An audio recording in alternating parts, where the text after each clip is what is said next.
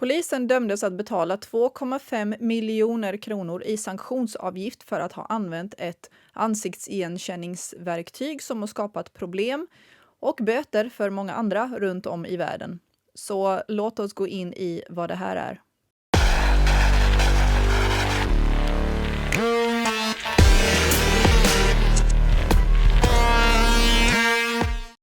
Vi hoppar rakt in på idg.se. Det står det amerikanska teknikföretaget Clearview AI lanserade här om året en sökmotor där bilder från övervakningskameror matchas med fotografier från sociala medier som Facebook. På så sätt kan till exempel polisen eller FBI identifiera misstänkta brottslingar. Vi tar det här igen, fast långsamt. Det finns en sökmotor som tar bilder från övervakningskameror och matchar dem med bilder från sociala medier. Det är alltså en sökmotor som tar bilder på dig, på ditt ansikte, som du inte har godkänt ska existera någonstans.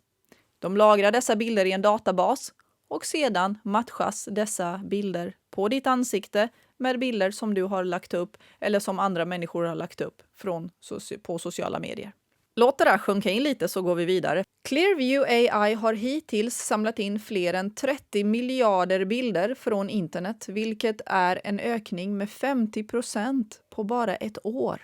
Samtidigt sägs den amerikanska polisen ha använt sökmotorn över 1 miljon gånger, rapporterar BBC. Många kritiker är emellertid oroliga för att tekniken ska missbrukas och att risken för felaktiga identifieringar är stor, framförallt när det kommer till kvinnor och etniska minoriteter. Ja, alla borde vara kritiska till detta. Precis alla borde vara kritiska till detta. Varför existerar det här verktyget, undrar du? De säger att det här är ett verktyg till för polisen så att de ska kunna stoppa och utreda brott mycket bättre. Jag köper det. Men priset för det där är alldeles för stort. Och vi ska gå in på vad det innebär. Vad allt det här innebär egentligen. Mer än det uppenbara att din frihet bara puff. Mänskliga rättigheter puff. Vi går in på vilka sorters människor det här är riktigt farligt för. Enligt myndigheter, både i Australien och Europa, bryter Clearview AI mot lagen. Detta då personer i fråga inte har godkänt att deras bilder ska användas i det syftet. I Sverige dömdes polisen att betala en sanktionsavgift på 2,5 miljoner kronor sedan det framkommit att polisen använt verktyget. Clearview AI anser emellertid att det är skillnad på bilder som lagts ut på internet och folks privata fotografier och med andra ord borde det inte strida mot någon lag. De tycker alltså att de har rätt att använda bilder på dig och dina barn och din familj som du har lagt ut på internet. Och då kan någon tycka att ja, men om du har lagt ut dem så godkänner du det. Nej, det är ett sånt här likhetstecken någon har satt mellan de här två sakerna för länge sedan och som alla verkligen har gått med på. Det finns absolut ingenting som säger att mina bilder som jag lägger ut får användas av någon annan oavsett om jag har lagt ut dem på internet. Nu är det ju så verkligheten ser ut, men det är inte någonting som vi borde acceptera på något sätt. Från början var det, här är ett sociala medier, det här är för att jag ska kunna visa upp mina bilder för människor som jag känner och så vidare. Och det är där som det borde ha stannat. Det är din rättighet att få använda någonting som internet och visa dina bilder för din familj och så vidare utan att företag och regeringar och polisen och allting får använda dem. Men det här är en av de här många grejerna som vi bara har accepterat för att det är så. Det är många grejer som förändras med tiden och sen så har man bara blint accepterat eftersom det är så det är bara. Clearview själva säger att det är skillnad på bilder som har lagts ut på internet och folks privata fotografier. Men var någonstans kommer de här bilderna från övervakningskameror in? För de anser heller inte att bilder på övervakningskameror är privata heller. Men du har inte lagt ut dem. Så bara det faktum att du vistas på ett offentligt ställe anser de ger dem rätt att använda bilder på dig. Allting som du själv lagrar någonstans eller lägger någonstans gäller samma sak molnet. Alltså förstår du? För det är fortfarande internet. Så det är mycket en stor gray area här som man inte vet hur man ska definiera. De vet heller inte hur de ska definiera det här. Ändå används verktyget och har av vår svenska polis använts så pass att de har fått betala böter för det här. 2020 i januari kunde vi läsa på Nya Dagbladet. AI-app kan söka igenom nätet efter privatpersoners foton. Clearview AI får allt mer omfattande kritik för att hota människors integritet. Vi ska gå in på det, för både Frankrike, England och Australien har haft ett krig med Clearview AI. Deras app, som används av såväl polis som säkerhetstjänster i USA och Kanada, kan känna igen ett ansikte och dessutom söka igenom nätet efter andra foton på samma person. New York Times rapporterar att den teknik som Clearview AI har utvecklat med hjälp av ett fotografi på en person inte bara kan hitta andra bilder på denne, utan också snabbt och enkelt spara länkarna till var bilderna finns. Facebook, YouTube, vilka sociala medier som helst. Kritiker anser att tekniken hotar medborgarnas integritet och kan missbrukas, inte minst eftersom företaget bakom också kan se vilka sökningar som har gjorts via appen. Tänk om en vilt främmande person kunde ta en bild på dig när du promenerar ner för gatan och sedan använda en app för att ta fram ditt namn, din adress och andra detaljer, skriver CNET. Varken Clearview AI eller FBI vill kommentera kritiken mot appen, rapporterar Omni. Magasinet Input varnar för att appen kan leda till en dystopisk mardröm. På SVT Nyheter 2020 i december kom det en nyhet om att norska polisen bekräftar att de har använt Clearview AI för att utreda övergrepp mot barn. Den norska kriminalpolisen bekräftar för NRK att man har använt den kontroversiella ansiktsigenkänningstjänsten Clearview AI. Samtidigt skickar bolagets grundare ut ett uttalande där han bemöter några av uppgifterna om bolagets expansion utanför USA. I Sverige har Datainspektionen inlett en tillsyn för att ta reda på om och i så fall vilken utsträckning som svenska myndigheter har använt sig av Clearview AI. Om de har använt det för detta syfte, då borde vi ha sett massor med lösta brott kring barn. Allting där barn far illa, övergrepp mot barn. Men det har det inte, det har ökat. Varför?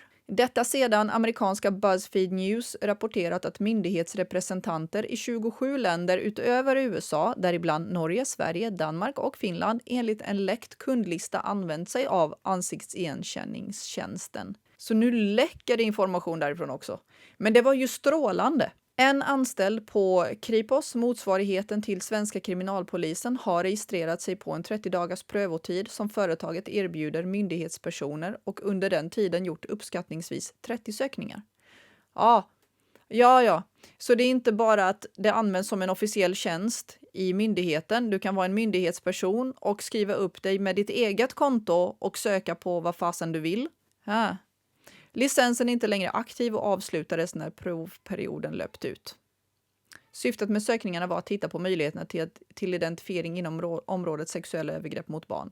Allting som hjälper mot detta, I'm game. Frågan är hur det används och av vem, för att myndighetspersoner har också visat sig vara de där människorna.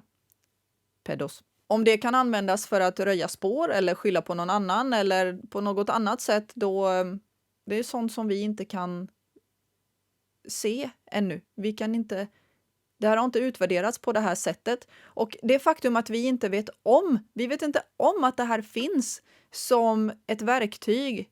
Det är så många problem som det här kan skapa. Clearview AIs grundare Hon Tot-Tat har under tisdagen gjort ett skriftligt uttalande som skickats ut via en PR-byrå till bland annat SVT Nyheter. Där skriver han att bolaget har mottagit förfrågningar från brottsbekämpande myndigheter över hela världen, men att man inte har några kontrakt utanför USA och Kanada.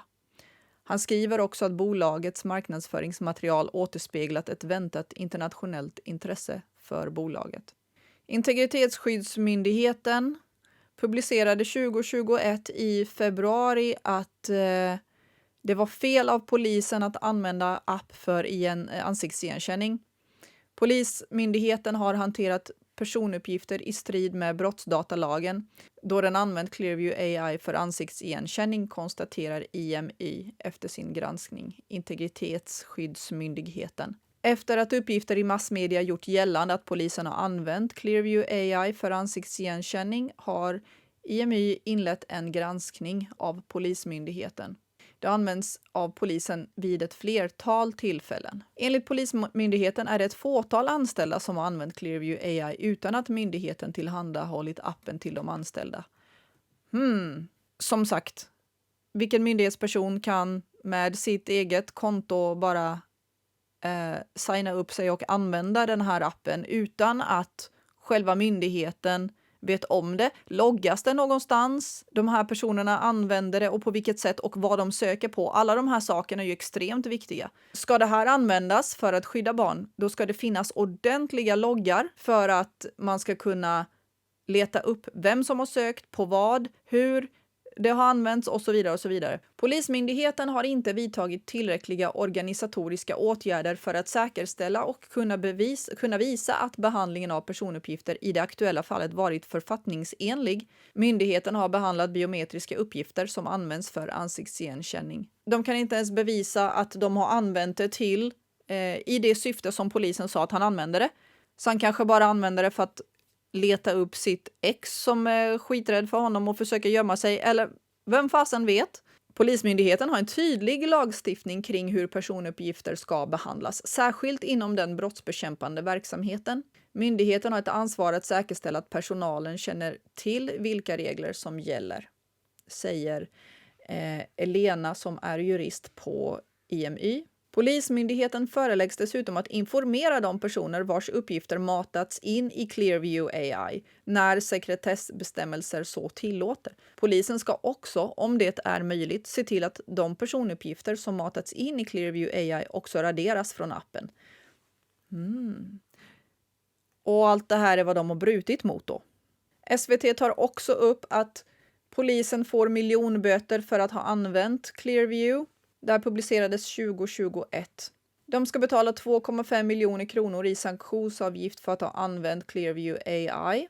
Verktyget hade testats vid ett möte med Europol med syftet att identifiera barn som utsatts för sexbrott. I ett fall ledde sökningarna till ett svenskt brottsoffer kunde identifieras. Svensk polis nekade först till att ha använt tjänsten men bekräftade senare att de även gjort det efter att SVT begärt ut en mejlkorrespondens mellan Clearview och polisen. Året innan var det ännu en artikel, också på SVT Nyheter. Polisen hotas av miljonvite. I Forbes stod det i maj 2022 att Clearview har fått böter även i England för att de har använt Illegal Facial Recognition Database på 9,4 miljoner dollar. Clearview AI påstås användas av tusentals olika government and law enforcement agencies, alltså olika myndigheter och agenturer inom polisen och regeringen. Utöver dessa böter på 9,4 miljoner dollar så tvingas de också radera all personlig data på alla engelska medborgare. Det är oacceptabelt, säger det, att inte bara identifiera människor men också att övervaka deras rörelser och beteende och använda det som en produkt. Det har kommit det här är rätt lustigt, kommer en WikiHow och det kom i januari det här året. Hur du raderar dig själv från Clearview AIs databas. Och här är någon som har lagt upp en intressant liten how-to så du kan se till att du inte finns med i den databasen. Det står också om du kan göra det eller hur du gör det beror ju på vilket land du befinner dig i. Det står for residents of the EU, the UK, Switzerland and the state of California in the US, the company has automated forms you can fill out. Så här finns formulär på deras egen hemsida som du fyller i. Hjälper det här? Jag vet inte. Jag tror att man skickar in sina uppgifter in i någon jäkla skräplåda. Det är vad jag tror. Men jag tycker definitivt att man ska göra det här i alla fall. För att någonstans loggas det och någonstans skapar det en medvetenhet och någonstans så skapar det en reaktion, en sorts uppmärksamhet kring det här i alla fall. Clearview.ai Scrolla ner och sen fylla i en privacy request form. Det står så här. Om du inte bor i EU, England, Switzerland och California så behöver du göra detta manuellt via e-mail. Det finns en intressant pdf, officiell från Chalmers. Artificiell intelligens inom brottsbekämpning. En systematisk litteraturgenomgång av algoritmer och AI inom brottsbekämpande arbete. Det här är ett kandidatarbete inom industriell ekonomi. Ganska intressant ändå. Den tar upp fördelar, nackdelar och så vidare med allt det här och hur det används. Och när vi är inne på ämnet övervakning och att få sitt ansikte och sina uppgifter sparade utan att du vet om det, så kan vi gå in på Ring. Ring är ju en ringklocka med en kamera ifall man vill ha övervakning till man vill kameraövervaka sitt hus. Här är från 2020. Företaget Ring var tvungna att sparka 4 stycken anställda för att de har tittat på användarnas videofeeds från deras ringklockor, kameraövervakning. Det är inte första nyheten jag ser kring detta. Ring har faktiskt varit riktigt ute i skiten på grund av det här tidigare. Hur Ring hanterade detta var genom att förneka. Efter att de hade förnekat så sparkade de 4 anställda. Hur är det egentligen? Stackars människor som blir sparkade för någonting som inte hände. Om ni förnekade, varför sparkar ni folk? Om det hände, ja, sparka dem, men varför förnekade?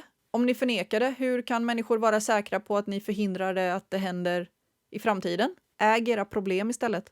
Låt oss gå in i de uppenbara problemen med detta. Det här att skannar människors ansikten och alla människor finns i en databas. Alla blir spårbara, du kan inte ta vägen någonstans. Många av er som tittar på den här kanalen vet ju direkt vad jag tänker säga härnäst. Och det är när det här kopplas till digitalt ID, social credit score, alla de här sakerna. Det kan identifiera dig, vad du är, den kan hitta exakt vem du är, vad du gör, vad du har köpt, vem du har pratat med, vad du har skrivit och så vidare och få ditt ansikte, se exakt vad du är baserat på all övervakning som byggs upp mer och mer. Det viktigaste och det mest skrämmande med detta är att de säger att det här är till för att skydda barn. Precis som det här förslaget med chat control som den här satans Ylva höll på med.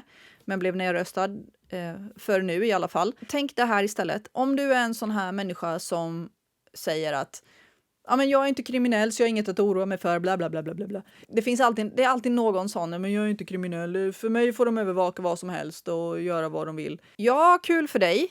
Men det finns massor med kvinnor och barn som har skyddad identitet av någon anledning. Anledningen är oftast att någon psykotiskt ex eller psykotisk pappa till barnet jagar dem land och rike runt för att mörda dem, kasta dem från balkonger och misshandla ihjäl dem och så vidare. Det händer jättemycket dagligen. Det är helt omöjligt för dem att skydda sig och försvinna. Speciellt då när någon polis bara kan, en app.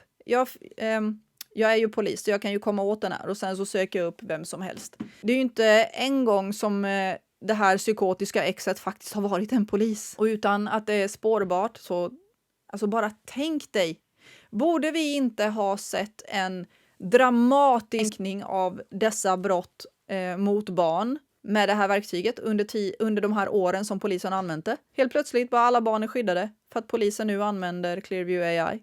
Men det har då alltså inte hänt. Alla som är utsatta för någon form av stalker, alla som är utsatta för en våldsam partner, våldsamma föräldrar och så vidare som ska försvinna, deras ansikten lagras ju överallt. Och de säger sig skydda barnen, men de lagrar ju ansikten på barn. Det är ett och förmodligen det största problemet. Det andra, visselblåsare. Det blir helt omöjligt. Avslöja korruption, avslöja brott. De som sitter på de här myndigheterna. Hur ska de kunna avslöja de här sakerna? Ska de söka i verktyget själva på sina kollegor eller? Hur ska allt det här gå till? Det här är bara en ursäkt till att skapa ett övervakningssamhälle. Det här hjälper inte på något sätt. Det är väldigt ofta som de de använder det här med att skydda barn som en ursäkt för att de vet att människor, känslostyrda människor, alla bryr sig om, inte alla bryr sig inte om barn uppenbarligen, men de flesta människor, alla människor som är normalt fungerande, har en hjärna, har ett hjärta, bryr sig om barn uppenbarligen. De som inte gör det, det är inga människor i min hjärna, men visst. Men de använder sig alltid av det här, vi ska skydda barnen, för att kunna övervaka dig, för att kunna byta till olika verktyg som verkligen sätter oss i ett fängelse, ett övervakningsfängelse. Ändå så ser man inte någon minskning på våld mot barn eller mördade kvinnor. Varenda dag mördas en kvinna av något psykotiskt ex eller pojkvän eller vem fan vet. Varför? De har haft det här verktyget i sina händer i flera år. De har fått böter för att ha använt det så mycket. Enligt min egna lilla personliga åsikt så är det här bara för att få skapa ett övervakningssamhälle och kunna styra människor. Dina pengar kontrolleras digitalt, ditt ID också. Det enda de behövde kvar var att veta var du är också. Hitta dig i realtid. Med övervakningskameror kan dyka upp en övervakningskamera. De kan direkt söka på vem personen är. Den skannar hela internet på dina bilder. Och titta den här människan. Och sen kan de bara stänga av dina pengar. Enligt mig är det här inte på något sätt för att skydda barnen eller för att skydda några offer överhuvudtaget. Det här är för att få tyst på visselblåsare, för att kunna övervaka och för att kunna kontrollera och styra människor. De ger blanka fan i barnen, det ska jag berätta för dig. Så vad tror du om allt det här? Alla länkar finns givetvis alltid nere i beskrivningen där du kan läsa om alla de här sakerna själv. Det är väldigt, väldigt intressant. Sprid det. Alla behöver veta att deras ansikten skannas. Gå gärna in och fyll i det här formuläret. Polisen har som sagt använt det här verktyget. Gå in och fyll i ett formulär. Det är jättebra att skapa medvetenhet om det. Jag tycker nog inte du ska förvänta dig att någonting händer mer än ett autogenererat svar på att bla bla bla. Och här står det att om du ska ta bort någon bild på ditt ansikte så måste du äga rättigheterna till fotot. Och bara för att det är ditt ansikte på fotot så betyder inte att du äger rättigheterna till det och kan därmed inte radera några foton som du inte äger, oavsett om du är med på bilden eller inte. Men det här är nog viktigt för människor att veta. Det är viktigt att se igenom lögnerna och det är viktigt att se igenom vad de försöker använda det här till. Om du gillar den här videon, gilla videon, prenumerera. Det hjälper mig att komma ut med viktiga saker på YouTube och nu inför julen, gå in på aidareva.com. Där finns min bok, Handbok för uppvaknande, att köpa i vilket format som du vill. Och där finns också schyssta tröjor, t-shirts och så vidare för vardagsaktivisten. Med det sagt så ses vi nästa gång. Hej då!